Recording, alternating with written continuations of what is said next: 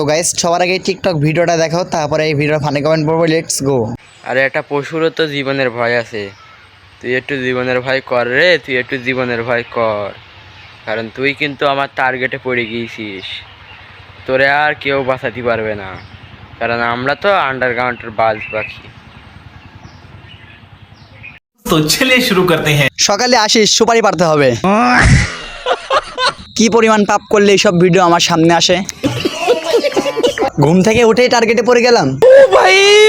मारो मुझे, मारो मारो मुझे, मारो। তোর ভিডিও দেখে দিন দিন হার্টের সমস্যা হয়ে যাচ্ছে। আন্ডার প্যান্টের বাল পাখি মানে বুঝলাম না। কিরে আজকে গ্যারেজে যাসনি?